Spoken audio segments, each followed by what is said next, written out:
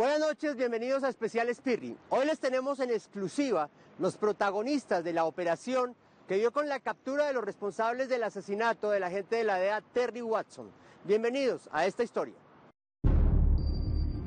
James Terry Watson había trabajado en algunos de los escenarios más peligrosos del mundo como agente de la DEA. Había cumplido misiones contra el narcotráfico en lugares como Afganistán, Honduras, otros no tan peligrosos como Puerto Rico y Hawái. Igual, como cualquier agente de una agencia antidrogas, como cualquier agente secreto o cualquier detective, habrá temido alguna vez morir a manos de un cartel de la droga, por órdenes de un capo o en medio de una operación. Pero las calles de Bogotá, como las de Río, Ciudad de México o de Caracas, pueden ser muy peligrosas en la noche. Y si uno no se mueve con cautela, si no escoge con cuidado el taxi que lo llevará a su casa o si se aventura solo por ellas a esas horas en que termina la fiesta, la inseguridad de estas capitales se puede tragar a cualquiera, transeúnte, turista o agente de la DEA. Con el tristemente célebre apelativo de paseo millonario, se conoce una de las modalidades más crueles de atraco en Bogotá. La víctima toma irresponsablemente un taxi de la calle sin verificar las placas, la empresa, sin llamarlo por teléfono, sin pedirlo por una aplicación de internet. Nada que le garantice la procedencia del vehículo y termina cayendo en las garras de bandas de inescrupulosos delincuentes que abordan el vehículo, lo amenazan con armas de fuego o armas blancas, lo pasean por la ciudad esquivando los retenes policiales mientras lo llevan de cajero automático en cajero automático hasta extraer el último peso de sus tarjetas débito o de sus tarjetas de crédito. El agente Terry Watson, el 21 de junio del 2013, tomó un taxi en uno de los sitios más concurridos por turistas en Bogotá, el Parque de la 93. Se sube al taxi con destino a su lugar de habitación. El carro, unos metros más adelante, se detiene. Llega otro vehículo con dos personas que se bajan, se acercan al carro de la víctima. Y cuando ingresan los dos delincuentes, hay un forcejeo, tratan de reducirlo, pero pues la reacción del funcionario de la DEA genera una agresión de ellos que le ocasiona la muerte. Tal vez confiado en su entrenamiento, el agente Terry Watson intentó defenderse de sus asaltantes.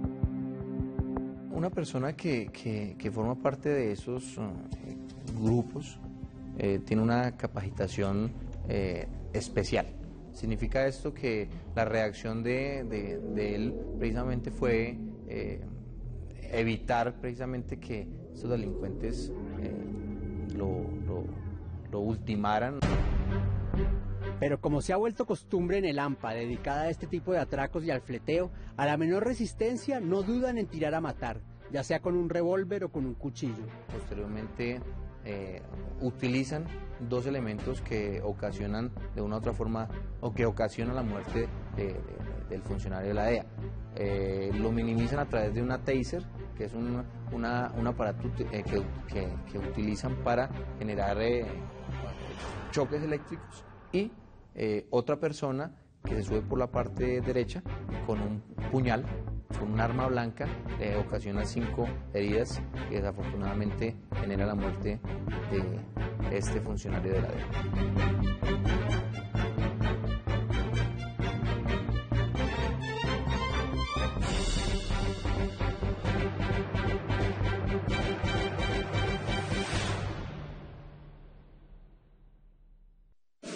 La muerte del agente Watson no solo despertó una ola mediática, fue asesinado el agente de la DEA James Watson, sino también casi una crisis diplomática. La presión sobre las autoridades fue tal que la solución de este crimen se convertiría en uno de los operativos más impresionantes y efectivos realizados por la Policía Metropolitana de Bogotá en los últimos tiempos. Es un tema ya diplomático, un tema con el gobierno de Estados Unidos, el cual pues sabemos que hay que prestarle la mayor atención al caso. Aquí hay una situación especial. Por el señor ser una persona con inmunidad diplomática, una persona que pertenece a un grupo muy especializado, conocido a nivel mundial, los medios de comunicación también, digamos que jugaron un papel importante.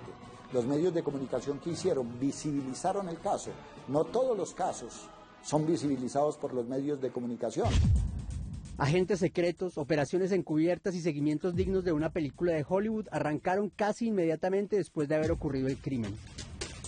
Detrás del éxito de esta operación hay un grupo de agentes encubiertos para quienes nunca hay un reconocimiento público, no hay titulares de prensa ni entrevistas, pero que todos los días arriesgan su vida en las calles infiltrando a las más peligrosas bandas de ampones del país.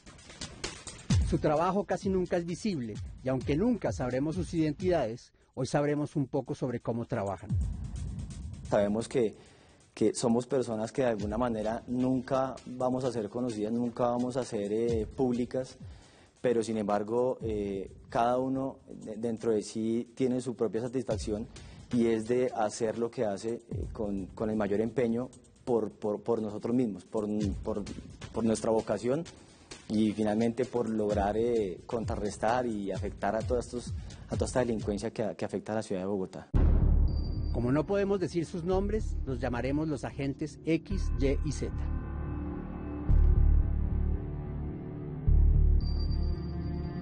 Esa noche nos trasladamos al lugar de los hechos, me trasladé con unos hombres con mucha experiencia, un equipo de trabajo conformado por 8 hombres. En el transcurso de la madrugada realmente, pues a pesar de las entrevistas que practicamos, a pesar de las diferentes actividades que realizamos, no fue mayor la información que se pudo obtener.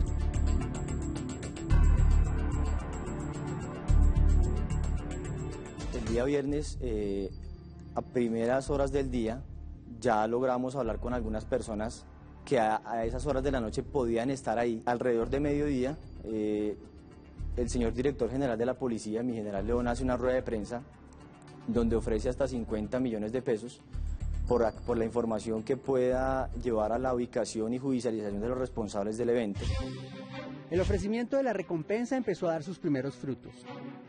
Posterior a esto, durante el transcurso de la tarde se reciben aproximadamente unas 25 llamadas a través de la línea 123 de la Policía Nacional, llamadas que se recibieron y fueron canalizadas a través de los radiooperadores hacia nosotros. Nos llamó la atención una llamada de una persona que nos suministró una información inicial donde nos manifestaba o nos daba unas características específicas de las prendas de vestir de esas personas.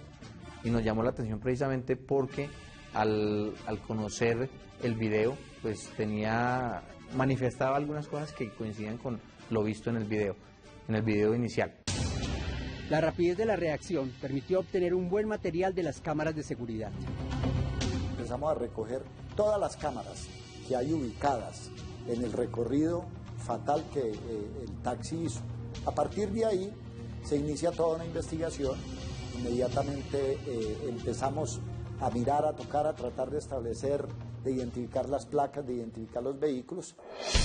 Las llamadas al 123 aportaban cada vez más información útil. En la tarde del viernes ya tenemos unas posibles placas, unas posibles letras de uno de los vehículos, tenemos unos posibles números de otros los vehículos y tenemos unas características físicas que sin duda alguna nos habrían servido para más adelante para darle fuerza a algunas hipótesis que comenzaríamos a plantear nosotros mismos. Asimismo, dentro de esta información anónima aportada a través del 123 de la policía, asimismo fue suministrado un número celular que igualmente sería de suma importancia más adelante dentro del proceso. Un número celular y la descripción de un hombre y 2 vehículos era el verdadero punto de partida para el equipo élite al que se le designaría la operación encubierta. Con un equipo inicialmente conformado por 8 hombres, 8 hombres con una alta experiencia en actividades de inteligencia, en actividades, llevan más de 10 años en lo que hacen. Coordinamos con mi general Martínez y con el equipo de trabajo, por lo cual se lanzan unos planes masivos a nivel Bogotá con el fin de dar con la ubicación de los taxis. Mi general Martínez conforma la mesa de trabajo, una mesa de trabajo conformada por varias unidades especializadas de la Policía Nacional. Hubo participación de la Dirección de Investigación Criminal de la DIJÍN, hubo participación de la Dirección de Inteligencia Policial y hubo participación de la SIJÍN de la Bogotá y de la Sección de Inteligencia de la Policía de Bogotá. El agente X confirma que hubo presencia de agentes de la DEA en la mesa de trabajo organizada por el general Martínez. Iniciamos con reuniones de 2 veces diarias para precisamente evaluar qué tipo de información estábamos recibiendo.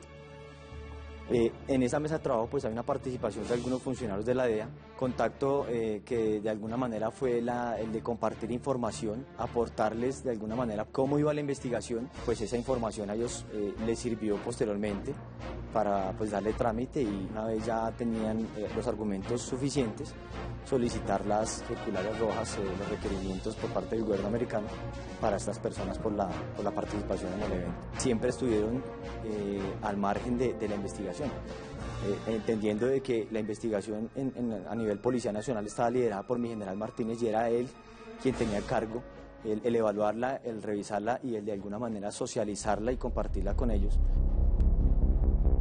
Los vehículos que se identificaron son vehículos que tienen 2 conductores, un conductor diurno, un conductor nocturno, y a partir de esa dinámica diaria se concentran y se ubican en diferentes sectores estratégicos de la ciudad, sectores de rumba. A partir de esa dinámica nocturna del vehículo, pues evidenciamos que estas personas estuvieron entre las 9 y las 10 de la noche en el sector de Chapinero. Posteriormente se concentraron en la 116 con 19, donde hay unos sectores de rumba igualmente, y posteriormente se desplazaron hacia el sector de la 93, exactamente a las 11:15, 11:20 aproximadamente. El vehículo número 1, que es el que recoge la posible víctima, se encarga de hacer un análisis en los sectores. Personas bien presentadas, personas que de una u otra forma tienen un bolso, una maleta, un maletín, que se identifican ellos la potencial víctima a partir de unas características. Una vez están seguros y seleccionan a la víctima, proceden pues a hacer los recorridos estratégicos en los sectores para que esa persona aborde el taxi. Con esta primera información, el agente X se desplaza a uno de los sitios donde potencialmente podría encontrar a los vehículos implicados. Desplazaron hacia el sector de Kennedy, Ciudad Bolívar, que es donde pernota la mayoría, digámoslo así, de estos vehículos, ¿sí? Que sabemos que tenemos unos puntos focalizados de acuerdo a la información que nosotros manejamos a nivel Bogotá de los taxistas. En Kennedy encontramos pues uno de esos puntos. Pero ¿cómo acercarse sin levantar sospechas? ¿Cómo desaparecer en medio del paisaje urbano? Es ahí donde nuestros agentes, muy a la colombiana, empiezan a parecerse a los personajes de las películas. Siempre velamos por la seguridad de nosotros mismos y asimismo por la seguridad de la misma investigación que se lleva. Lo hacemos de la forma más cautelosa. El trabajo de nosotros siempre tiene que ser de un bajo perfil en el vestuario, de la forma más natural, adecuándonos a un terreno como una persona que puede ser un ciudadano normal que va a parar el bus o el taxi, llegar al terreno y sentarnos, no nos importa en una piedra, en el pasto, tirarnos en el parque. O sea, lo tenemos que hacer de la forma más natural y adecuarnos siempre al terreno donde estamos. En el caso de Ciudad Bolívar, donde observamos el vehículo con mi compañero, nos metimos a la parte donde estaban los mismos conductores para empezar de pronto, lo que yo te digo, a escuchar, buscar la forma de nosotros recolectar esa información y decir, bueno, el vehículo sí está aquí, porque el sitio era muy desolado, las viviendas quedaban muy retiradas. No había de pronto en ese momento de dónde, digámoslo así, agarrar, como decir, el carro está parqueado frente a esta casa, es de acá. No. Como me dijo una vez un soldado de contraguerrilla en una entrevista, cuando repartieron el miedo, alcanzó para todos. Agentes del CTI, la DIJÍN y otros cuerpos especializados han sido asesinados al ser descubiertas sus identidades. Nuestros protagonistas no niegan que una operación encubierta puede generar mucho estrés, temor, ansiedad, pero para ellos, su experiencia y profesionalismo son el mejor arma. Uno siente como que no es de ahí, o sea, uno lo siente y como que todas las personas lo están mirando. De pronto esa persona que busca se empiezan a preguntar, hasta lo llegan a abordar a uno. Necesita algo, está buscando a alguien, ¿en qué le podemos colaborar? Es donde nosotros empezamos a surgir tema sobre el terreno de que si es que necesito un servicio de taxi o dónde estoy, o si se siente ese como que de pronto aquí puede suceder algo, como que me están mirando, porque de pronto en estos lugares ellos se conocen mucho. Más temprano que tarde, el agente X veía por primera vez a uno de los sospechosos. Se observa que llega una persona al vehículo y pues de pronto ya empezamos a establecer los nombres de esa persona, cómo llegamos a esa información para poder avanzar y poder realmente decir, ya tenemos placa, ya tenemos un nombre. El hombre que llega al vehículo lo revisa, lo abre, es una persona con textura gruesa, barbado, camiseta, vestido sport. Es allí donde también se logra observar de pronto la vivienda donde sale. Todo eso nos empieza a marcar un camino para poder seguir ampliando y estructurando más el tema.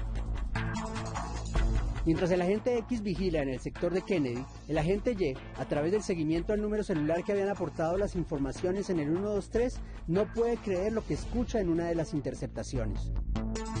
A través de la interceptación celular que veníamos haciendo, logramos conocer el interés de algunas de las personas que presuntamente estaban vinculadas de destruir, de desaparecer, de vender las sillas traseras de uno de los vehículos. Sin duda alguna, el cojín forma parte importante dentro del proceso, más que por el rastro de sangre que pudiese haber en el cojín, era por la misma intención que tuvieron ellos de destruirlo. Realmente, el que alguien quiera destruir el cojín es porque realmente hay algo detrás, lo que a nosotros más peso nos daba, en la hipótesis de que estas personas puedan estar comprometidas con el evento. Uno no cambia los cojines de su carro todos los días y así porque sí, sino que realmente había algo delicado para ellos. Simultáneamente, la descripción que había dado una de las personas que llamó al 123 arrojó un alias, un nombre. El primer nombre, que es Andrés, y el apellido Bello. Empezamos a hacer averiguaciones con diferentes fuentes de información y encontramos que evidentemente ese alias o ese sobrenombre que utilizan era muy conocido en el gremio de los taxistas en un sector específico del sur de Bogotá. Las fichas se comenzaron a caer como en un juego de dominó. Conocemos que existía alias Payaso, pero que también existía alias Bavario, otro integrante de la organización, que vivían en el sector, que hacían los relevos en los vehículos taxis que trabajan las 24 horas del día. Con esa información ubicamos las viviendas donde residen estas personas y empezamos de una u otra forma a tratar de identificarlos y saber quién realmente era Payaso y quién realmente era Bavario. El análisis link de los celulares sirve para comprobar por triangulación en dónde se encontraba un celular a determinada hora. Nos proporciona un número telefónico, una fuente humana, y al hacer el análisis de las llamadas entrantes y salientes de este celular, encontramos el desplazamiento y el movimiento que había tenido ese celular que era de propiedad de alias Payaso. Una vez cometen el hecho, lo que normalmente hacen estos delincuentes es desaparecer los teléfonos celulares. Aunque alias Payaso se había deshecho de su celular, los registros estaban y lo ubicaban en el lugar de los hechos. Mientras tanto, gracias a la interceptación de otros números suministrados por una fuente humana, se sabía que uno de los delincuentes iba a deshacerse de los cojines del carro en el que se había cometido el homicidio y que podían servir para identificar las manchas de sangre para saber si correspondían con las de Terry Watson. El agente Z logra evitar que esto suceda con una astuta estrategia. Vamos a un corte de comerciales. Muy bien, ya estamos de vuelta. Seguimos con este programa sobre la operación especial de la policía para dar con los criminales en el caso del asesinato de Terry Watson. Conocimos que alias Wilson era el conductor diurno de ese carro y él empezó a desplazarse hacia el lavadero en 3 oportunidades. Nos llamó la atención y empezamos a generar una vigilancia, un control sobre ese vehículo. Obtuvimos una información de que los elementos o la cojinería del vehículo iba a ser sacada del vehículo para destruirla o cambiarla. Pudimos darnos cuenta que esa persona necesitaba borrar las aparentes evidencias que en ese momento existían en ese vehículo. Él, en vista de que tanto lavar y tanto lavar, no logró, digamos, borrar las manchas presumiblemente de sangre que quedaron, entonces optó por sacar el cojín, como lo vieron ustedes en su momento en los medios de comunicación, y iba a proceder a quemarlo. frente a esa preocupación y al conocer que era un elemento importante dentro de la investigación y dentro de las actividades que estábamos haciendo, infiltramos y buscamos la forma de cambiar esos cojines. Nos hicimos pasar nosotros como vendedores de lujos, de vehículos, y es así como nos ofrece una cojinería, le ofrecemos una cojinería y hay el intercambio de la cojinería. Esa cojinería, una vez nos llega a nosotros, la Dijín embala este elemento material de prueba para los estudios correspondientes. En tiempo récord, menos de 48 horas, el equipo especial de agentes tenía identificado a 2 sospechosos. Uno de ellos, el asesino de Terry Watson, otro de los posibles atacantes y un tercer cómplice encargado de borrar las huellas del crimen. Sin embargo, la banda era aún más grande. Una vez conocida la información, sabíamos que alias Payaso, alias Bavario, son las personas que se habían bajado del segundo vehículo al primer vehículo y habían asesinado al funcionario de la DEA. Posteriormente sabíamos que Wilson conocía de las actividades criminales de estas personas y que fue encargado por ellos para borrar toda evidencia de los vehículos o de los automotores. Nos llega otra información muy puntual acerca o que complementa la información inicial. Se trata de un alias Edwin, un alias El Gordo, que habían participado del hecho y que tomaron la decisión de salir de Bogotá precisamente por lo que había salido por los medios de comunicación. A estas alturas, el caso Watson era la noticia del momento y ocupaba la primera plana de todos los medios. Conscientes de lo que se les venía encima, cada uno de los sospechosos decide intentar esconderse a su manera. Sabemos, en el desarrollo de las actividades de la policía, conocemos que alias Payaso tiene una señora con un hijo que radicados en Villavicencio, igual que su mamá. Pero también conocemos que tenía una segunda mujer como compañera permanente que está ubicada en un sector del sur de la ciudad y que tenía una comunicación muy fluida con él. Y así pues sabemos que Payaso toma la decisión de viajar a Villavicencio precisamente con la finalidad de esconderse de cualquier investigación o de evitar cualquier manifestación en contra de él. Alias Garcho y alias Fabián se desplazaron a un sector del centro de la ciudad a vender unos elementos que habían sido hurtados. Una vez recibieron el dinero producto de la venta de esos elementos y se comunicaron con los otros 2 delincuentes, hablando de Bavario y de Payaso, tomaron la decisión de viajar hacia el Guamo, Tolima. Sabíamos que los delincuentes ese día muy temprano, unos salieron con destino al Tolima, otros salieron con destino a los llanos orientales y otros se quedaron en la ciudad. Bavario toma la decisión de quedarse en Bogotá, de resguardarse, empieza todo el fin de semana tomando trago, preocupado al mismo tiempo, pero ebrio en diferentes sectores de la ciudad. Iniciamos un trabajo adicional de averiguación y llegamos a Steven posteriormente. Steven era la persona que se encargaba dentro de la organización de marcar, por decirlo así, a la posible víctima, el que manejaba el primer carro. 7 personas habían sido identificadas y se les había expedido circulares rojas con fines de extradición. 96 horas después de los hechos, se cerraba el cerco. ¡Al camión, arriba, la terraza! Y el martes se hace una operación simultánea en Villavicencio, donde se da captura a alias Payaso. El señor Edgar Javier, te comunico que en mis manos tengo por ahí una circular roja en su contra. Un hotel entre Acacias y Villavicencio, donde se le da captura a alias Garcho. En un inmueble en el sur de la ciudad, donde se le da captura a alias Bavario. ¡Déjelo! ¡Al piso! ¡Al piso! ¡Adentro! Y a alias Fabián le da captura de la misma forma en una finca en el Guamo. Muy como es su costumbre, la de muchos presidentes, Juan Manuel Santos salió a capitalizar el trabajo de los policías en los medios. Quiero felicitar a la policía.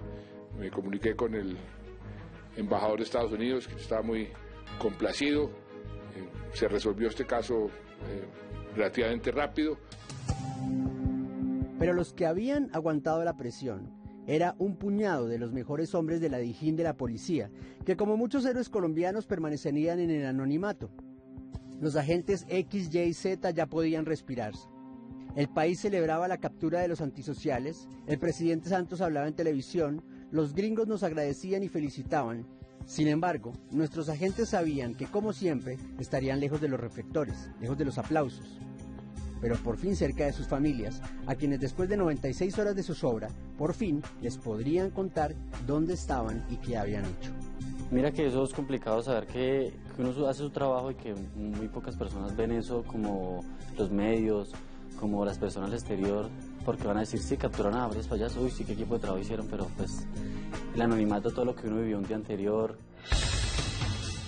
No les podemos mostrar su identidad, pero les podemos decir que se sorprenderían si pudieran conocer a estos hombres. Personas jóvenes, algunos de ellos padres de familia, sencillos, enemigos de la figuración en la pantalla. Hombres que pasarían desapercibidos al lado de cualquier otro colombiano.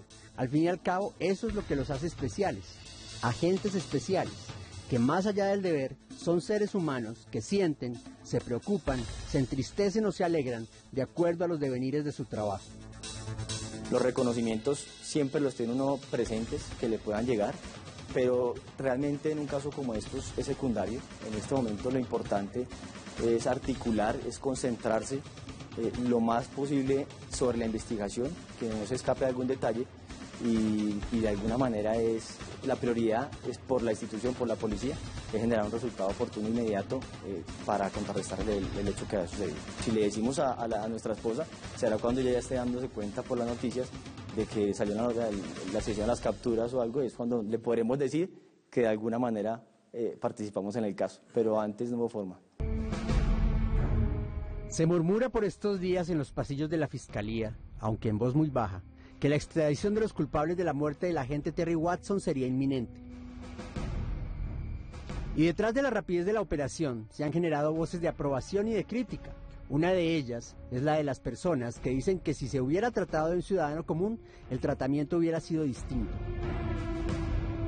Es una verdad tan evidente que el comandante de la Policía Metropolitana de Bogotá no lo niega, pero lo explica. Nosotros trabajamos sin distingo de clase social, sin distingo de raza, sin distingo de color.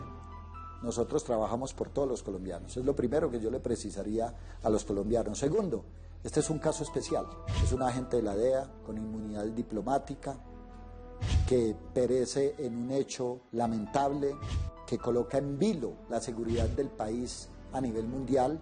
Un hecho de esa naturaleza nos puede causar unos problemas económicos enormes para el país, porque eso desestimularía el turismo, pero sin embargo la policía siempre trata los casos con la misma devoción, con el mismo amor y con el mismo compromiso. Cualquier caso tiene que mover las fibras de un policía, cualquier caso tiene que tocar los sentimientos de un policía, pero resulta que hay casos que hacen mucho daño, y en un país donde hay tanto crimen, en un país donde, digamos, se presentan tantos casos, hay tantos incidentes policiales, pues a veces uno tiene que ponerle atención a aquellos que hacen más daño ante la opinión pública. Según el comandante, la rapidez de los resultados tuvieron que ver con el despliegue mediático. ¿Qué queda claro aquí? Que cuando hay visibilización de los medios de comunicación de un caso en particular, digamos que se roban la atención de toda la sociedad y eso hace que la información fluya y que la policía en tiempo récord pueda solucionar los casos, porque ningún bandido es invisible, ningún bandido se puede esconder a los ojos de los ciudadanos del común o de la comunidad en general. Alguien tiene que verlo, alguien tiene que saber dónde está, alguien lo conoce, y cuando hay esa visibilización, pues la gente inmediatamente informa. Sin embargo, el desafortunado crimen del agente Watson disparó aún más la percepción de inseguridad de los bogotanos. siendo él un agente de la DEA, atacado en un sector exclusivo como el Parque de la 93. El hecho y toda la difusión que tuvo opacó resultados que pasaron desapercibidos. A pesar del caso del agente Watson, hay que decir, el paseo millonario ha disminuido notablemente en Bogotá. Estamos hablando más o menos de una reducción del 70% comparado con el año inmediatamente anterior. Las personas de bien, que son la gran mayoría de taxistas, han estado muy comprometidos y ellos son los más interesados en que nosotros logremos neutralizar el problema, de tal manera que los resultados son satisfactorios, el trabajo está dado, las estadísticas están, y en este momento tenemos 4 organizaciones más que ya, liderados por la Fiscalía, estamos llevando a cabo un trabajo judicial muy metódico y que yo aspiro que en muy poco tiempo tengamos esas 4 organizaciones en manos de la justicia. Hay que admitir también que el caso Watson y su resolución la vimos prácticamente en tiempo real, mientras que otros aciertos de la policía, al no tratarse de un agente de la DEA, pues los medios tampoco les damos la cobertura que se le dio al caso del Gringo. Entre el año pasado y a la fecha nosotros hemos logrado desvertebrar 10 organizaciones dedicadas al paseo millonario en la ciudad. La organización de los Canarios y una organización que se autodenominaba Los Viejos. Nosotros establecimos en ese momento que el delito se hacía específicamente en la zona del Chapinero o en la zona de Usaquén. En medio de los ataques políticos, justificados o no, de la persecución política que le hace la Procuraduría a este alcalde exguerrillero que para muchos ha dado papaya por arrogante, los progresos en seguridad no se han sentido, aunque las cifras digan otra cosa. Cosa curiosa, pues uno no se imagina una buena relación entre una autoridad policial y un alcalde de izquierda.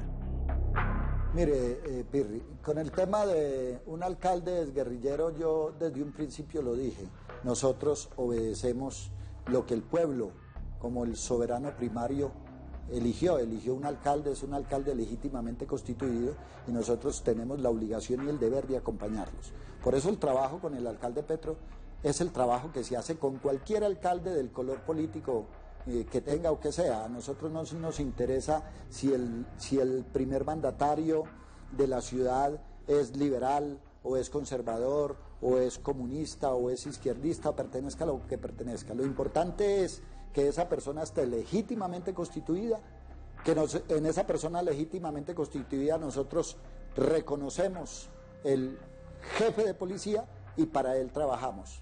Porque trabajando de la mano, como lo estamos haciendo con la administración, porque aquí trabajamos de la mano, aquí trabajamos unidos, es que se consiguen y se logran las cifras que hoy afortunadamente le podemos presentar a la capital. Muy bien, vamos a nuestro segundo corte de comercial, estamos de vuelta y vamos con el desenlace de esta historia. Entonces, ¿por qué no mejora la percepción de seguridad? Ha mejorado poco, sí ha mejorado, pero muy poco, no como quisiéramos. Pero es que Bogotá tiene un problema. Bogotá es de todos y de nadie. Aquí falta mucho sentido de pertenencia. Aquí falta mucha solidaridad entre los ciudadanos. Aquí tenemos que crear más cultura. Aquí tenemos que crear más educación. Aquí tenemos que volcar los ojos en esos sitios donde se focaliza el delito. En medio de este equipo interdisciplinario que se juntó para este operativo, en el que está la SIJIN, si no estoy mal, la DIPOL, el CTI de la Fiscalía, también está la DEA. ¿Qué tanto les colaboraron ellos? ¿Qué tanto puede ser útil, digamos? ¿Tienen cosas que le puedan servir a usted que usted normalmente no cuente con ellos? No puedo negar yo que estuvimos con una comunicación permanente con el director de la DEA en Colombia, con la misma embajada, lógicamente porque la policía tiene que solidarizarse con la embajada, es la embajada de los Estados Unidos en Colombia, pero que ellos hayan tenido que ver con el éxito de la operación, para nada. El comandante dice que la DEA solo estuvo acompañando. Aunque es innegable que el gobierno le dio una prioridad policial al caso, pero en la instancia donde el esfuerzo policial se pudo haber perdido, hay que decir que el caso también se diligenció de una manera que es más la excepción y no la regla en los juzgados de cualquier lugar del país. Se captura a alias Wilson y a alias Mauricio, pero por decisión del juez de garantías quedan en libertad.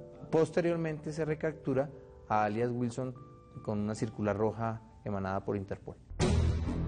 En este caso, la Fiscalía movió todos sus recursos rápidamente para recapturar al criminal. Desafortunadamente esto no siempre es así.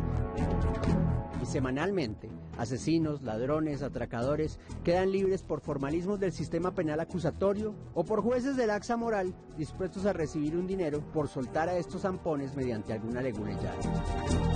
Qué difícil para la policía arriesgar el pellejo, capturar al criminal y ver cómo lo dejan libre tiempo después. Aunque el comandante de la policía dice que a ellos nada los debe desmotivar. Colombia tiene una legislación muy garantista y yo estoy de acuerdo que hayan garantías para el ser humano, que hayan garantías para las personas, porque así como se llevan muchos delincuentes a la cárcel por cometer delitos, creo que también pueden llegar a la cárcel muchas personas sindicadas de un delito que nunca han cometido. Como en todo se cometen errores, pero el esfuerzo, el compromiso, el sacrificio y la pertenencia de la policía por atacar la criminalidad no puede escatimarse, no puede pararse, y digamos que la laxitud o el garantismo de la legislación no puede ser un motivo de desaliento para la policía. Nosotros seguimos y seguimos y seguimos, y si tenemos que capturar y recapturar 1, 2, 3 veces, lo seguimos haciendo porque es la función que nos corresponde. Los criminales se acomodan a la ley y al código de policía mucho más rápido de lo que la gente se imagina. El cambio de modalidad, no utilizan armas de fuego que anteriormente las utilizaban, están utilizando armas blancas porque saben que si la policía en un momento dado, al registrar un vehículo de estos, se encuentra un arma blanca, pues absolutamente nada puede hacer, si acaso incautar el arma y, yendo más allá, de pronto llevar a la persona a que pase unas horitas en la UPJ, no se puede hacer más.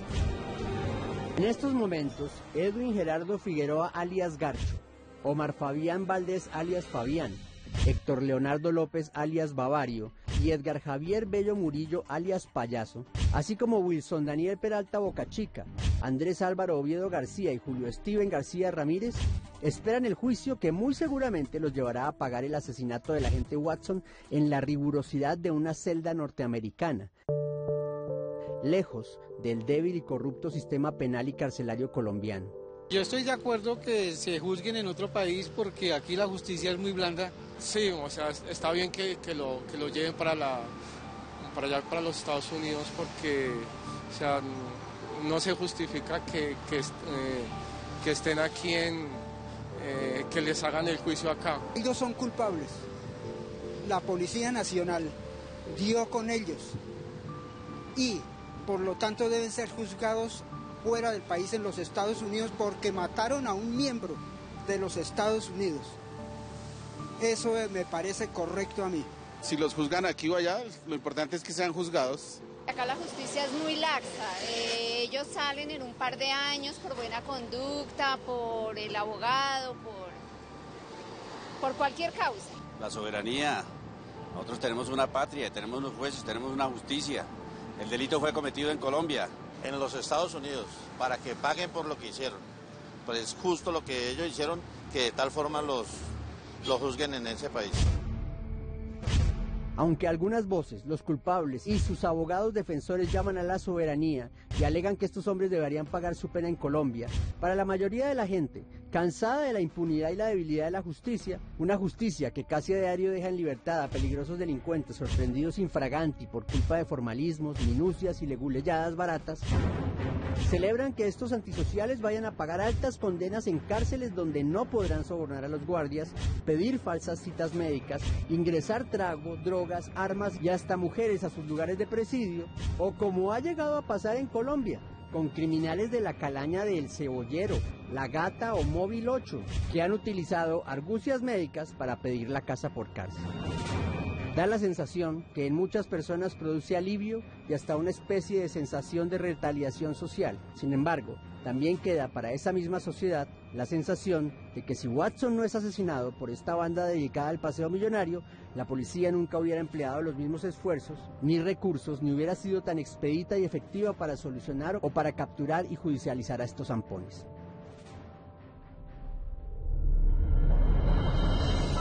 Queda en evidencia también que muchas veces el trabajo de la policía no se ve porque como la víctima no es un ciudadano norteamericano, los medios no les damos la misma cobertura. ¿Qué opinan ustedes? Este hombre no es cualquier ciudadano, es un ex subdirector del DAS. Sin embargo, teme revelar su identidad porque 15 días antes del crimen del agente Watson, él habría sido víctima de los mismos delincuentes, exactamente con el mismo modus operandi. Tomamos un taxi que estaba al frente de este reconocido lugar. En la fila en donde los taxis esperan, una pareja que estaba antes que nosotros pues pidió que los llevaran hasta la 127, el taxista se negó y nosotros pedimos que nos llevaran hacia el centro de la ciudad y hacia allá nos dirigimos. Durante toda la trayectoria pues no hubo nada particularmente irregular o que llamara la atención. Tomamos toda la Caracas hacia el sur, ahí en la calle 32, en donde el taxista tenía que dar la vuelta a la manzana para tomar la 32 hacia la séptima. Yo noto una actitud sospechosa y por instinto, no sé, me dio por mirar hacia atrás y cuando volteó a mirar hacia atrás venía un taxi muy cerca a nosotros con las luces apagadas. En el momento que en nuestro taxi se orilla, yo sentí que nos iban a robar.